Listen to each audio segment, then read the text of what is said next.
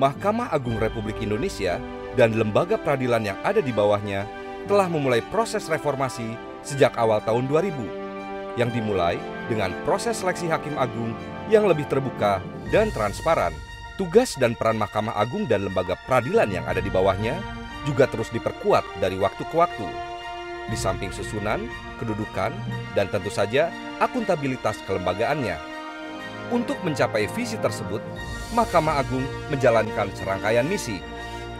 Menjaga kemandirian badan peradilan, memberikan pelayanan hukum yang berkeadilan pada pencari keadilan, meningkatkan kualitas kepemimpinan badan peradilan, serta meningkatkan kredibilitas dan transparansi badan peradilan. Untuk merealisasikan visi dan misi tersebut, Mahkamah Agung melibatkan berbagai pemangku kepentingan, mulai dari pimpinan Mahkamah Agung, Hakim Agung, hakim dan aparatur peradilan di Mahkamah Agung dan badan-badan peradilan di bawahnya, hingga ke akademisi, lembaga penegak hukum lain, organisasi non-pemerintah, asosiasi profesi, masyarakat umum, hingga ke mitra lembaga peradilan di negara lain. Mitra Mahkamah Agung yang telah cukup lama dan terus konsisten bekerja sama secara intensif dan produktif adalah Federal Court of Australia, FCA, dan Family Court of Australia, FCOA.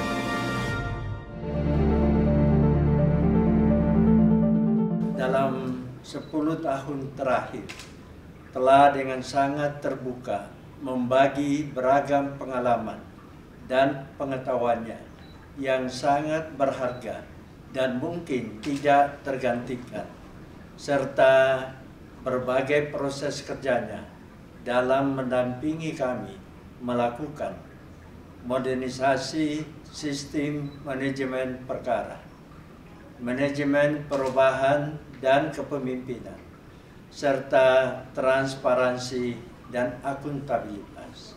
In 2004, 10 years ago, the Supreme Court of Indonesia and the Federal Court of Australia signed a Memorandum of Understanding in Jakarta.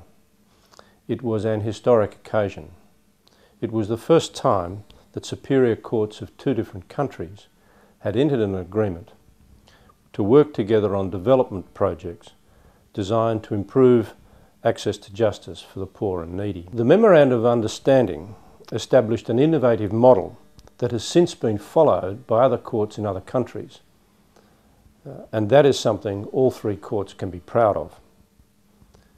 The focus of the Federal Court's efforts to support Indonesians has been on assisting the Indonesian courts with their own institutional reforms to improve the quality of justice by making it fairer and more easily accessible. Cooperation and collaboration between the religious courts and the Supreme Court and the Family Court and Federal Court, in which time we have been able to provide significant inroads to providing justice for the poor in Indonesia as a result of our collaboration. Banyak agenda pembaruan dilaksanakan dengan terlebih dahulu, diawali dengan dialog timbal balik dengan Federal Court of Australia maupun Family Court of Australia, yang tidak hanya membangun kekerabatan dan keakraban antara masing-masing pengadilan, namun juga hubungan antara semua orang yang terlibat dalam kerjasama ini.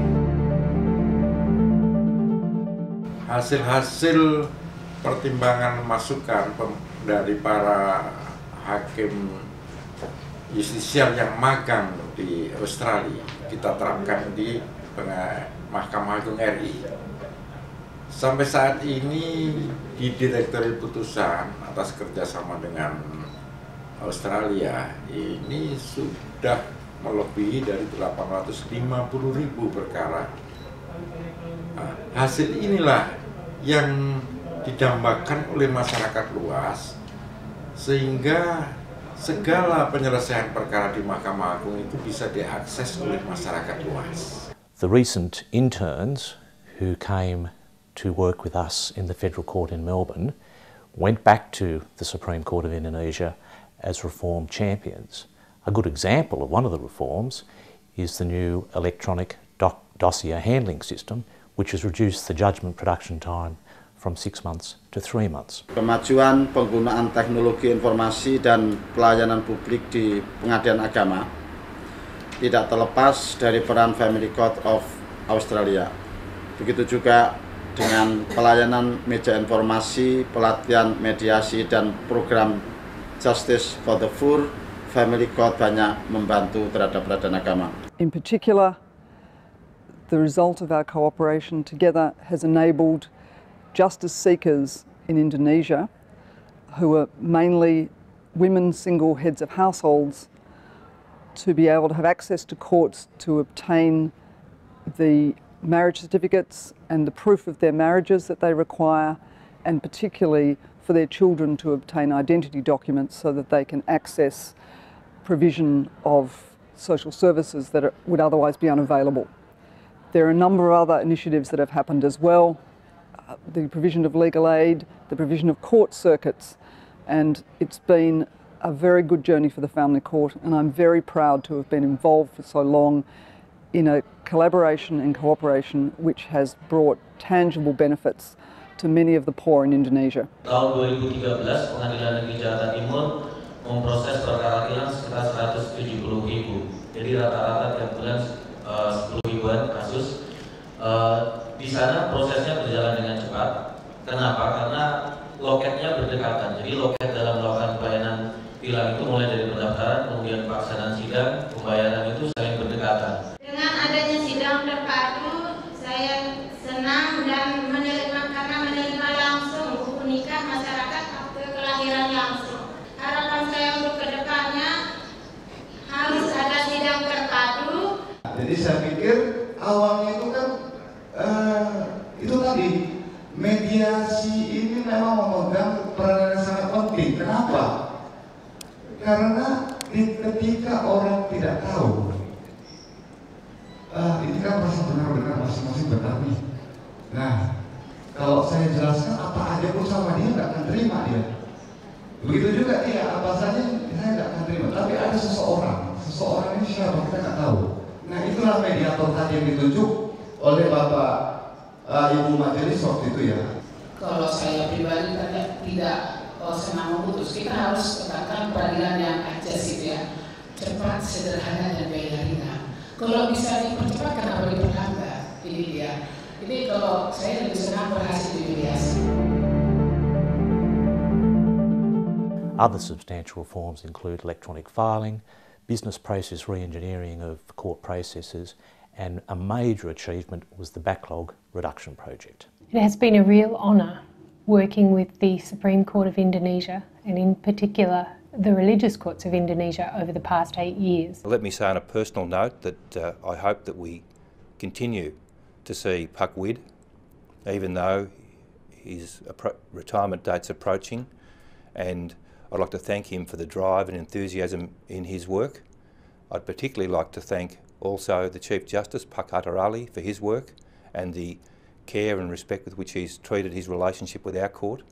We greatly value the relationship. I very much look forward to our continued working relationship and to sharing our experiences in this particularly important work of court reform. Thank you. Mengingat manfaat yang begitu besar, saya kira kerjasama ini penting untuk terus dipertahankan agar pengadilan di Indonesia, khususnya peradilan agama, dapat terus belajar dan menerapkan best practice dari pengadilan Australia yang mungkin cocok untuk kita terapkan di Indonesia.